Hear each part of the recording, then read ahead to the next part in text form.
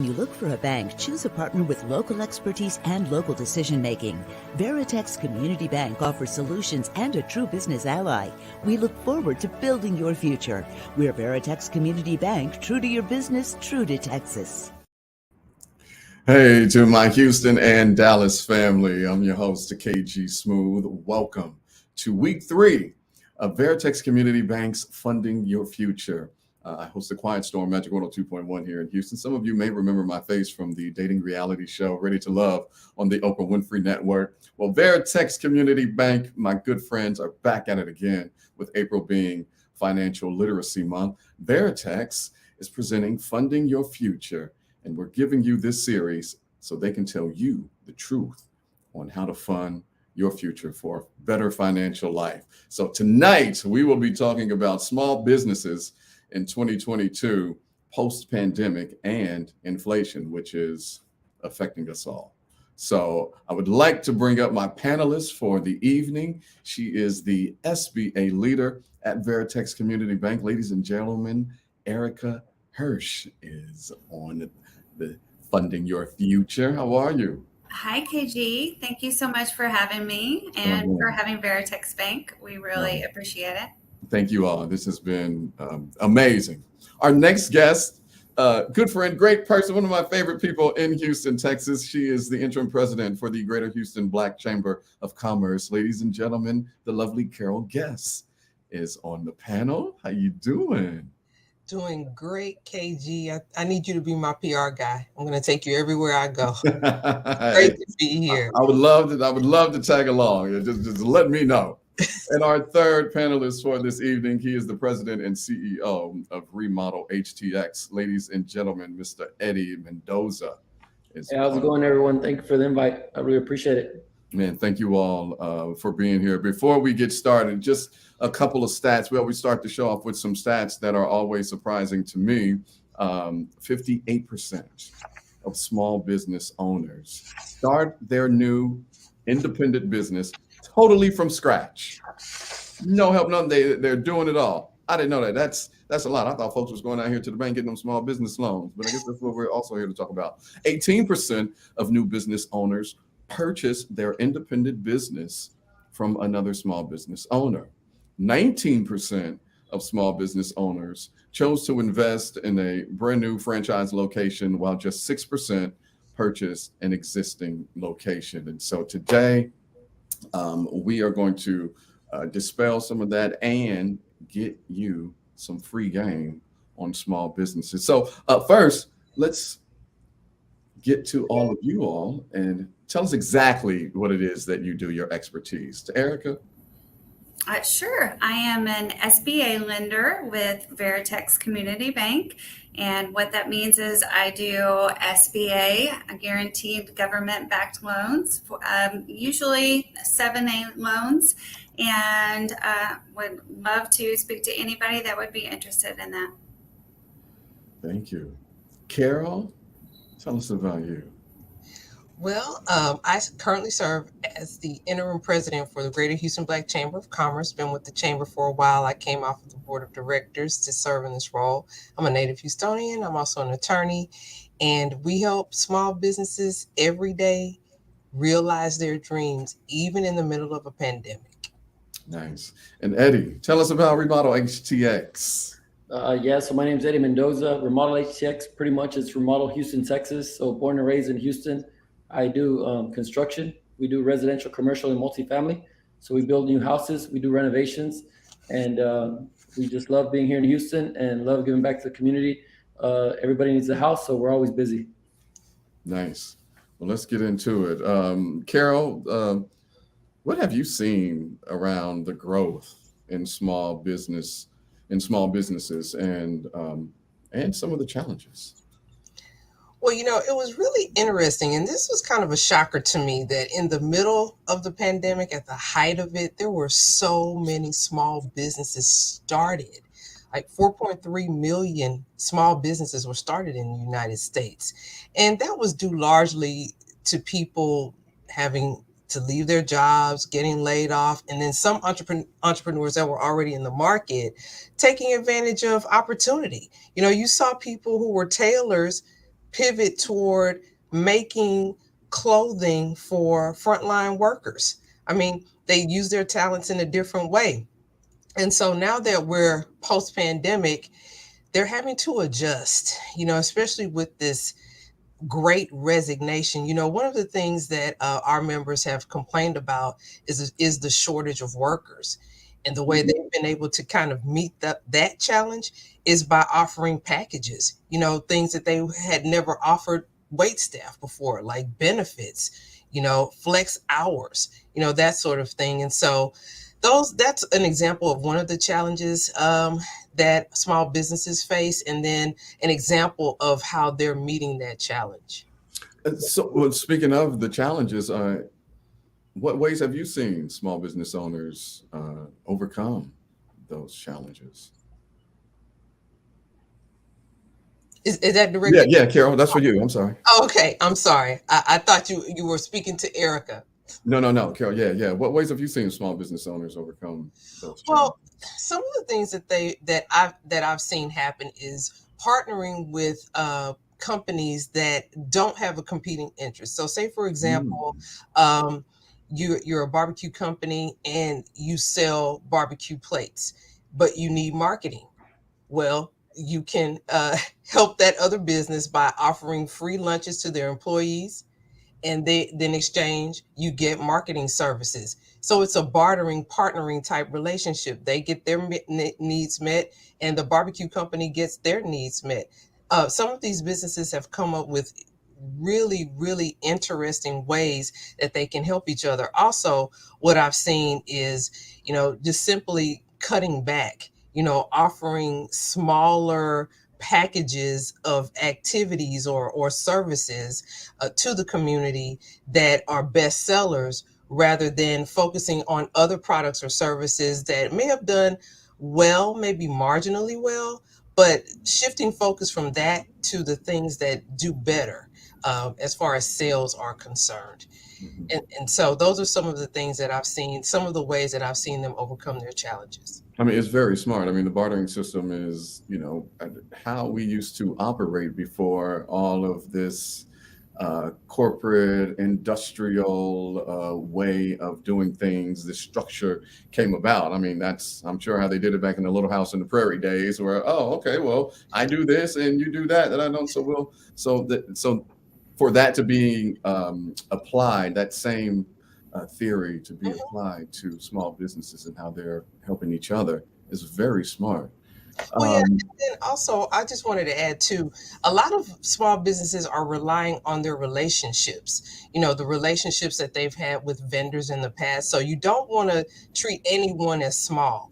It's the relationships over time that'll help you get the supplies that you need for whatever you're doing, manufacturing, selling products, food service, whatever the case may be.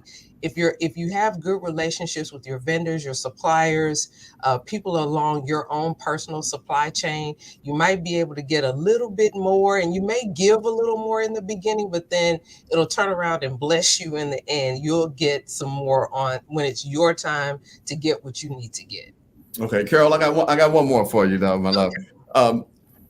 So since we're living and adjusting with this COVID pandemic, how are small businesses surviving in the time of inflation, especially gas prices increasing, dealing with the supply chain issues with the truckers and the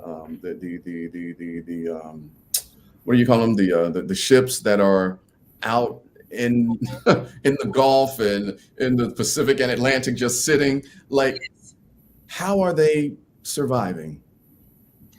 Well, unfortunately, KG, some of those prices, the inflation that we see, have to be passed along to consumers. And in some instances, there are specials being offered, maybe specials packaging again, because you can cut down on prices and fees when you offer products and services as a package.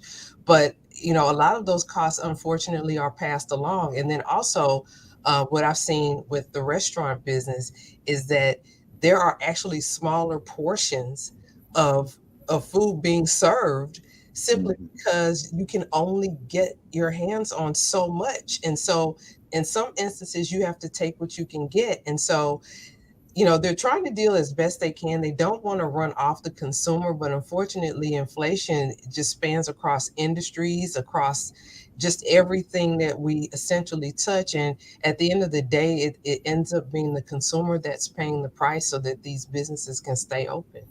Well, we're all feeling it. I mean, this hyperinflation, as they're calling it. For those that are listening, and I'm just going to, and I'm going to get back on script, but somebody give the definition of inflation. What is inflation? Some people don't understand. So if I can just get a, inflation for dummies explanation as to what it is and how it is affecting the everyday person that is watching this broadcast right now, please explain. Anyone, it's open to anybody. Well, the way I would explain it is essentially you don't have enough supply for the demand. So there's high demand and short supply, which increases the price of things. So, when there's something in demand and there's not enough of it, the price goes up, like back in those days when we used to go to the club and you'd be standing outside in the line and it was $10 at 10 p.m. Right. And now everybody wants to get in. So the price is $30. So I would say that is an easier way to describe what inflation is. Anybody else want to chime in on that, for the audience? I like to dumb it down for the audience. We got to keep it simple, stupid, and some, they hear the word and they know that they're being affected, but they not know how that inflation thing, works. So that's why I just wanted to simplify it for us. I'd be happy to, KG. Yes. I was just going to say that when over time we have an increase in prices over a number of things, and we also have a decrease in value of those things. So that's inflation for you. Very simple. And please, people know, and I know that you feel it, we are in the stage as what the media and the government is calling hyper inflation. Eddie, I'm gonna come to you right now, my guy. How's the company culture changing with small businesses as we live and adjust with the pandemic? Well, pretty much right now, the culture, like Carol was saying, there's a shortage in workers. So you really appreciate your team. You take care of them like you always used to, but now more than ever, if you got a good solid team, you make sure that they stick with you, because right now everybody's looking for good workers. So that's the culture. We try to keep everybody happy, make sure we don't want to overwork them, but make sure everybody's taking their piece of the pie home and everybody's winning. Now, why is that? Why is that an issue now? Does it have something to do with these corporations, forcing their employees to get something injected in them that they did not want into them, and that's why, there's a shortage of workers, or is it something else to it? No, I just think that there's a shortage of workers because there's just so much work, and right now they're trying to look where the best place that they could work at. There's a lot of companies offered, like she was saying, different benefits and stuff like that. But for us, our guys, they've stayed with us because we really took care of them during COVID. We did what we had to do with PPP and getting all the loans we could. And we were really blessed in actually 2020, where we actually picked up a really good contract with Starbucks, Cane's, and Five Guys. And we actually picked up a night shift. So we ended up being even more busier than ever.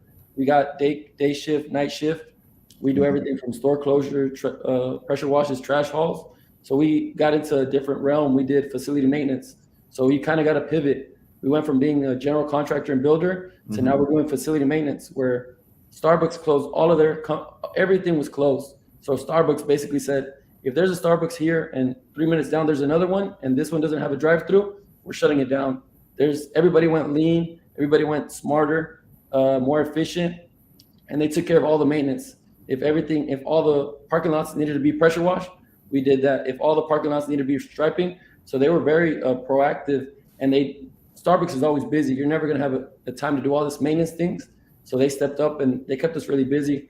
We actually did like over 1,000 work orders in 2020. We did like a Texas tour. We did Houston, Austin, Dallas, San Antonio, Fort Worth, College Station, El Paso, and we were really blessed with that. So that's pretty much our culture.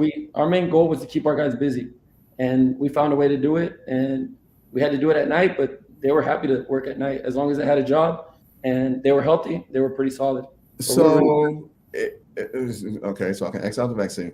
Does it have to do with pay or like what? Because listen to you, like using, the Starbucks situation. It's like, well, if you all are cutting the stores, cutting it down, downsizing, everybody is being smarter, which in turn, I'm sure some employees are going to get cut. But then now that things are back up, now the companies want to turn around and say that there's a shortage of workers. I'm kind of confused. Well, yeah, in regards to Starbucks, I would say that they kind of learned and saw that they have them too close. So that's pretty much for any company. They kind of looked at where are we overspending, what are we overdoing, and all the workers that they cut, those stores, they relocated them to other stores. So we kind of got to learn from Starbucks, and I'm thinking Starbucks is the best. So our company, we just did the same thing. Like, what can we do to pretty much learn from the best to be the best? And we did the same thing. We just pivoted, and we took care of our guys when it was rough. I personally, if they needed anything, they could call me. I would sell them some money. I needed to take care of my guys. That's number one. And as long as they're happy, I'm happy. And we went through the rough times, and we made it out. And now we're in the good times, and we're staying steady busy. In terms of renovation, every homeowner that was in their house for 3 months locked down, they basically said, I need a covered patio. I can't be inside. Let's build a covered patio. That kitchen that I've been putting to the side, I need to do the countertops right now. I need the stairs done now. So everybody has a project on hold. They basically just let the floodgates open, and our guys were slammed. We literally had a day shift, night shift. We literally had a line, people waiting for us to go to their house and renovate it. So we're pretty busy. And in regards to that, like I said, the main key is keeping your guys happy, keeping them busy, making sure they get a paycheck every Friday and food on the table. So that was our culture, taking care of our guys. To know, because I got a couple of guys that are actually looking for jobs, and to get this information that there's a shortage of workers. Definitely. I don't know if they're not looking hard enough or what it is. But Erica, let me come to you. All right. What are some of the resources that Veritex Bank has for small business owners? I know that you all participate in the PPP programs, but now since those are over, what are some ways for businesses to continue to grow? You know what? We have a wealth of information and resources for small business owners, from community banking to SBA banking to women in business to business credit cards. There is so much that a business owner can gain from Veritex Bank. The first thing to do is always just to pick up the phone and have that warm introduction with a banker, because you're never going to know whether you are ready, whether you are qualified or not, until you have that conversation. And I love that we talked about businesses pouring into themselves and pouring into their customers and what their needs are. And that's what we're all about. It's my job to get you across the finish line, and it's our job to do things like this and to educate you. And if we cannot help you, we're going to get you in the right spot. So that's what we're all about. I also have some alternative resources that are up here on the screen that are grants available that I know about. So would love to hear from you and give you some help. Indeed. Eric, I'm gonna come right. Eddie, excuse me, Eddie. I'm gonna come back to you, Erica. I don't know where that came from. Has advertising and marketing changed since the pandemic for you and your company? For me, yes, we focus a lot on social media and that type of advertisement. So I know during whenever we're in the pandemic, we focus on that because I'm usually going to like at least 1 or 2 networking events a week. Mm-hmm. So I'm a really people person. I build relationships. Just like Carol was saying, you got to have solid relationships. And I've been growing these relationships for the last 5-7 years where I got good relationships that people, they kind of think of me whenever they need anything renovated or new construction. But we really focus on social media when we couldn't gather. So that was the best way to do it, or just following up with all our customers during the pandemic via text or email. So just staying engaged and connected. That's that's key for businesses to stay, connected and engaged with your customers, because it's little small things like that that keep us coming back and let you know that and that keeps the customer, loyal. And in all honesty, um, Erica, what are some ways that you have seen some small businesses increase their revenue? Well, the number one thing that I have seen recently is that businesses are focusing on what they have been doing already to make revenue, and that is focusing on the customers that they already have and going back to those customers and saying, what can we do to keep your business? And could you maybe post a review for us? And maybe could you tell other people about us? Or could you help us maybe with making another product? Could you help us make another location in another area? Is there things that we could do? And so no lie, just the other day, I did not need this product, but I had bought this product before. I got a text and I was like, yeah, I think I want that.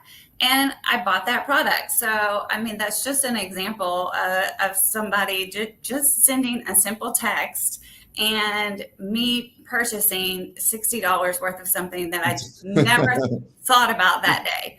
So, just an example. For sure.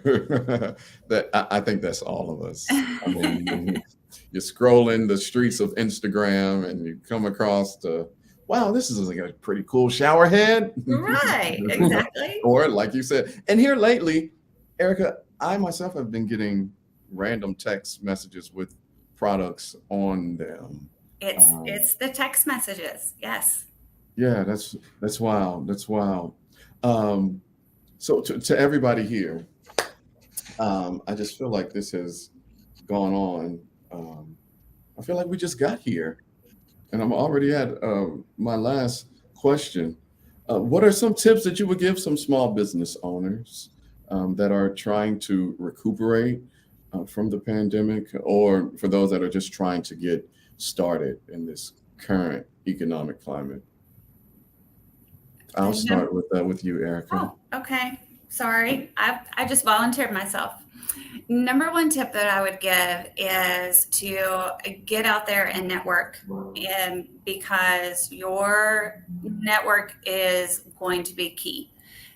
There is always going to be someone that knows someone that is going to be a resource for you. And that is how I got this job, and that is how I help somebody else, and that's how I give loans to people. And so I really think that could help you in your business as well. Okay. Carol? So what I would offer is that to take better care of your customers and your employees. I think one of the lessons that we've learned coming out of the pandemic, I mean, we're still essentially in, but people are getting out. I think is to take care of your people, your customers and your employees. Offer them a little bit more than you offered in the past. With customers, make them feel special. You may want to do something specific for certain customers that have been loyal to you over the years. A loyal customer and a loyal employee will survive any economic issue. This country has seen pandemics. We had the 2008 market scare. We've had all kinds of things over the years, inflation like we have now, etc. But if you're good to your people, both your customers and your employees, offering them a little bit more, being more understanding and listening more, I think that for new businesses, people that are trying to get back out or starting, those are two key issues that you can focus on to really make your business better. Mm-hmm. Eddie, what would you say? For sure. I think, like they said, networking and relationships, that's the main key. In regards to relationships, having a good relationship with your banker, just in case anything ever happens again with like COVID scare, your banker got all your information. He got your back pretty much. And in regards to networking, like being part of a chamber. It could be whichever chamber you feel comfortable with, but they always provide resources for you. They give you the SBA the resources, how to do that's how I learned how to do the IDLE, how I learned how to apply for the PPP. I was lost and I got just a video and I figured it out. So resources and networking is key. And for anybody just starting, I would just say, just take a crack at it. And you don't have to start from the bottom, like you were saying. Some of the statistics in the beginning, you could just take over a company. So I'm personally, I got a lot of trades. So I got plumber, electrician, and everything. And my plumber, his daughter's a nurse. His son doesn't want to be a plumber. So he's basically like, what am I going to do when I'm done? And I said, well, I'll buy it from you. You can still be the plumber. I'm the guy that's going to operate it, project manager, and we'll just split it 50-50. So there's always, every day, there's somebody that's going to retire and they got a book of business. So just buy that. And you don't got to start from zero. You can start from 80 or 70%. And pretty much like a contractor, that's what I'm looking for, is basically looking for any books of business that I could take over, because I have the relationships with them for 15, 20 years. And we trust each other and we know we do solid work. So you don't have to start from zero. That would be my thing, is look for someone that you know and just keep on rolling with the train that they got and support each other. Indeed. And I'm not an expert like any of you all, but I would like to add your mindset. I think the way that you think about things, especially your business, if you want to start, if you go into the mindset like, oh, maybe it's not going to work out because we're still in the pandemic and all that, guess what? It's not going to work out. But if you go into it with a positive attitude, like, oh, this is going to be good. I'm going to get what I need. Everything is going to come, and then it is going to work out that way. I'm speaking that from personal experience with, starting my own wine and just seeing, just getting the ins and outs of business and customers. Let's take some questions from the audience, from YouTube and Facebook. Linda asks, are the Greater Houston Black Chamber services available to me, as well as the other guest panelists? Yes, our services at the chamber are available to all. Now, of course, there are certain privileges that come with membership in the chamber, and those are for members only. Those who have invested into the chamber are given a little bit more, but in general, our services are open to everyone. We welcome everyone. Indeed. Zena says, I need to know how I can get a grant. Can you put that back up? Small business grant. So, Lena, you go to grants.gov and register on the System for Awards Management page. And then also I see this, Hello Alice, Women in Business. Go Google that, check that out, or DuckDuckGo, whatever your search engine is. People Fund, Buyout Small Business Accelerator, and loans and grants. Fiserv plus Clover Back to Business Grant Program. This True Fund, what is that? Empower what? Empower Her. Empower Hermit program. Yes. Oh, Empower Hermit. That's really clever, whoever put that together. And of course, Empowered by GoDaddy, which is also another great resource to get your domain for your website. And also we have a business directory. We do a Buy Black Business campaign that we have on Magic 102.1's website here in Houston, the Magic here in Houston. So log on to myhoustonmagic.com. That's magic with a J. And you can find that Buy Black Business directory there. Final thoughts. Any final thoughts from the three of you all? Thank you so much again for having us. This is my second year, and I really enjoy this every year. I think it is a great resource, and it's a great conversation, and I really do appreciate it. Thank you, KG. Thank you, Erica. Next to Carol. I just want to say thank you to Magic 102. We're here in Houston. That's our radio station, and Veritex Bank for asking us to be a part of this. The chamber is very, very interested in helping small businesses to grow and sustain. We offer trainings, we offer networking opportunities, and we act as a support to small businesses and partners like Veritex Bank. So very happy to be here and to share with our small businesses. Thank you very much for this opportunity. Thank you. And Eddie. Yeah, I just want to say thank you for the invitation. I really appreciate it. I hope all the listeners got a little bit of knowledge, got a little bit of motivation, and if you want to chase something, just make it happen. Like you said, it's all about your mindset. You could do it. Just you got to take that first step. And one of the main things that I always go based off is you're only one person away from success. So there's one customer that just says, "Hey, I got 1,000 Starbucks I want you to do." You just make it happen. Don't figure out. Don't overthink it. Just do it and learn along the way. So just take I love that, Eddie. What a great way to end this. You're one person away from success because you never know, bro. The bar of the night.